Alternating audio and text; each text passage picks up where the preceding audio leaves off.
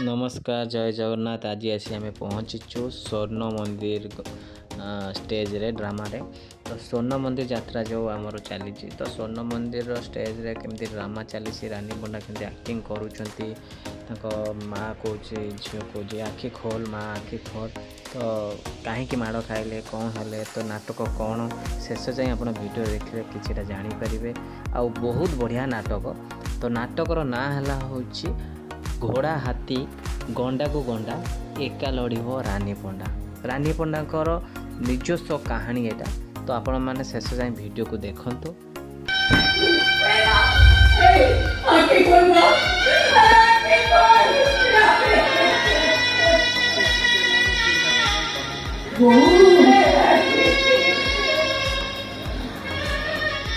तो झील घोड़ा हाथी मान सहित ठीक लड़ी पार तो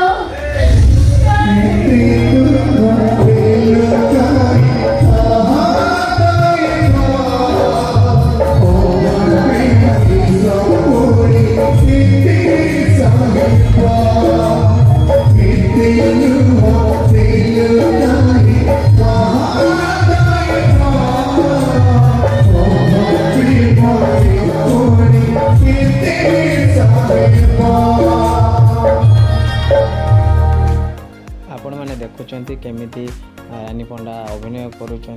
तो नो डाउट रानी पंडा जड़े भल आर्टिस्ट। तो माने सी तांकरी लाइफ स्टाइल केते से कष्ट पाई रियल लाइफ रे। तो ये यात्रा ये जो नाटकटी तैयारी होची केवल तांकरी ऊपर कहानी आ रानी पंडा निजस्व कहानी आपण मैंने देखले निहाती आपण आखिर लुह ही झरिबो।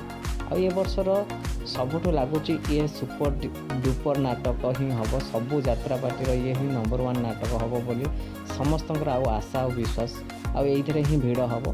तो घोड़ा हाथी गंडा को गंडा एका लड़ब रानी पंडा। देखा रानी पंडा केमती एका लड़ुंट नाटक भितर। तो सहीटा दर्शक मैंने ही कहे कमेंट माध्यम जनइबे। आ जॉलीवुड जूम आपण मान सब अच्छी यात्रार टिकिनिकी खबर पाइबापी आपण मैंने आमर जॉलीवुड जूम चैनल को सब्सक्राइब करूँ सपोर्ट करूँ।